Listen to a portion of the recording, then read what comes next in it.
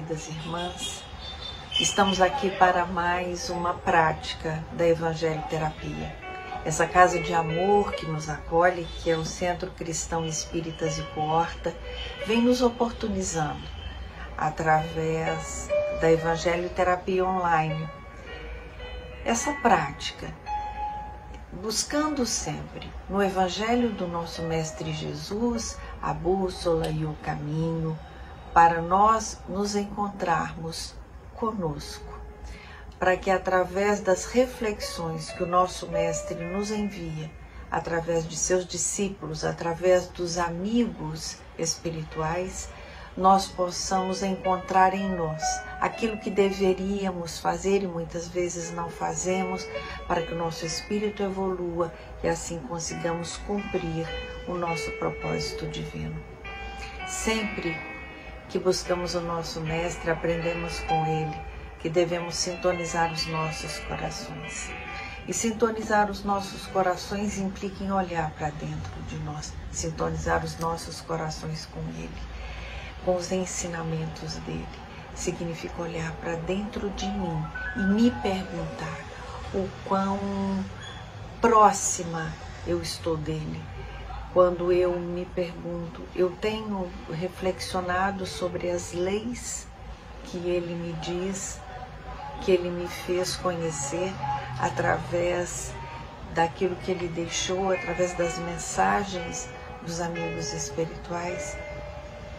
E aí, fazendo essa reflexão, nós já vamos nos aproximando dele, nosso Mestre, e dos ensinamentos que ele nos deixou. O caminho é o Evangelho. Aqui estão contidos os ensinamentos que ele nos deixou. E quando abrimos o Evangelho, não temos dúvida de que aqui encontraremos o alimento para as nossas almas, o refrigério para as nossas dores e as esperanças para os nossos temores. Então, meus irmãos, que mais uma vez entendamos que estamos encarnados nesse momento planetário para evoluirmos espiritualmente. Capítulo 8. Bem-aventurados os que têm puro o coração.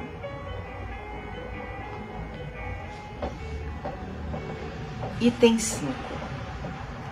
Pecado por pensamento. Adultério. E aí virá uma citação de Mateus. Ouvistes o que foi dito aos antigos: não cometereis adultério. Eu, porém, vos digo que aquele que houver olhado uma mulher com mau desejo para com ela, já em seu coração cometeu adultério. E aí vem o comentário de Kardec, lembrando-nos que a palavra adultério não deve ser aqui entendida no sentido exclusivo da acepção que lhe é própria, mas num sentido mais geral. Muitas vezes Jesus a empregou por extensão para designar o mal, o pecado, todo e qualquer pensamento mau, como por exemplo nesta passagem. Porque se alguém se envergonhar de mim e das minhas palavras, dentre essa raça adúltera e pecadora, o Filho do Homem também se envergonhará dele, quando vier acompanhado dos santos anjos na glória de seu Pai. Isso está em Marcos. Então a verdadeira pureza não está somente nos atos, mas também no pensamento. Porque aquele que tem puro o coração nem sequer pensa no mal. Foi o que Jesus quis dizer. Ele condena o pecado, mesmo em pensamento, porque é sinal de impureza. Então isso está no capítulo 8, que tem por título Bem-aventurados os que têm puro o coração. Então, nessa oportunidade da Evangelho Terapia, o nosso Mestre vem nos dizer que é muito, muito importante que observemos não só aquilo que falamos, mas aquilo que sentimos, né? aquilo que vai dentro dos nossos corações. Então, muitas vezes, as palavras que saem da nossa boca nos surpreende. Não surpreende só aquele que as escuta, mas até mesmo nós muitas vezes ficamos surpresos. Meu Deus, como que eu dei conta de dizer palavras às vezes tão duras ou até mesmo tão doces? Por quê? Por que eu me surpreendo com o que falei? Porque muitas vezes não paro para pensar no que sinto. Disse-nos o Mestre, a boca fala do que está cheio o coração. E muitas vezes eu não sei do que meu coração está cheio.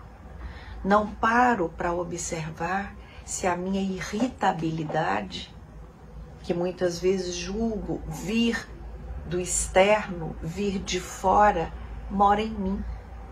Muitas vezes fico perplexa com o que os outros fazem, mas não observo o que eu mesma faço. Então, nesta passagem, quando o nosso Mestre, através de Marcos e de Mateus, vem nos lembrar da importância do que pensamos. É óbvio que ele também deixa claro, ele, o nosso Mestre, diz como é difícil chegarmos ao ponto de, antes de executarmos qualquer ação, nos lembrarmos, mas por que estamos fazendo? O que eu sinto quando eu realizo esta tarefa?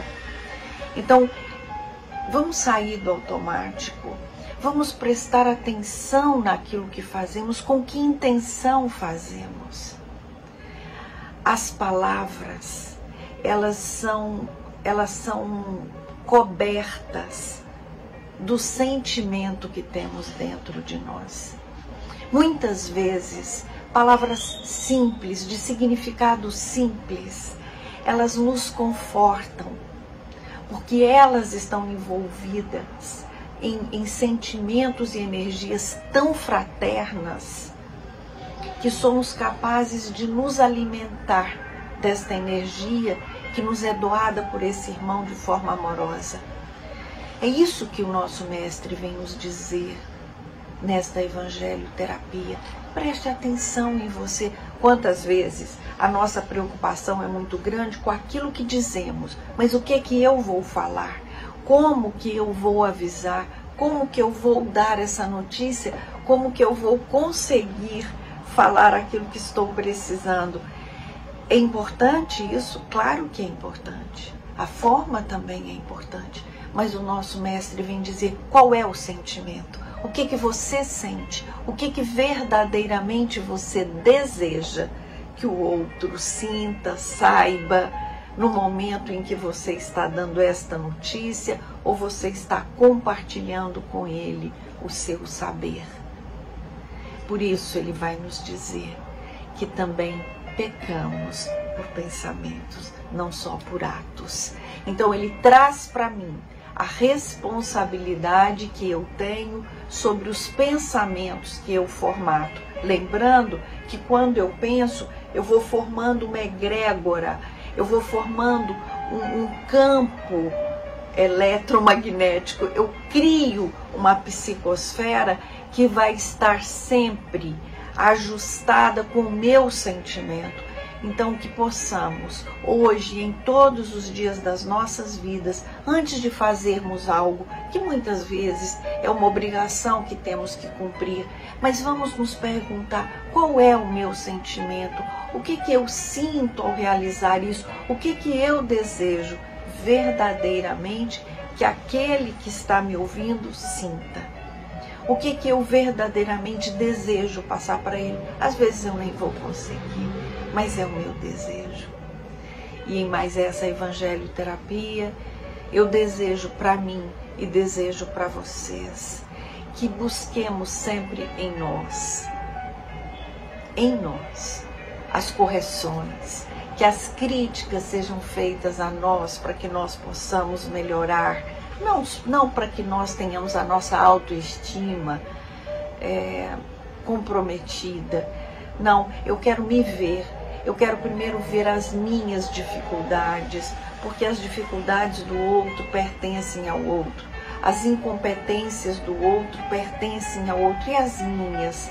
E aí, quando a minha preocupação se volta para mim, sem em nada disso parecer egoísmo, eu começo então a ter a chance, a ter a possibilidade de cuidar mais do que penso, porque os meus pensamentos são da minha responsabilidade, ainda que me pareça que aquilo que penso foi provocado pelo outro, aquilo que sinto foi o outro que provocou em mim. Ninguém provoca em mim se dentro de mim não há um sentimento que faça ecoe, que combine com aquilo que o outro me provocou. Então nós nunca vamos ficar irritados com o que o outro faz. Quando eu percebo que aquilo que o outro está fazendo me irrita, eu vou dizer, não, eu estou me permitindo ser irritada por essa atitude. Eu não vou mudar o outro, eu não tenho como mudar o outro, mas eu posso mudar a mim. Eu posso mudar a minha percepção do que está acontecendo e aí eu transmuto, eu transformo essa irritação em outra coisa. Vou ficar mais atenta ao que eu sinto e menos atenta ao que o outro faz para me irritar.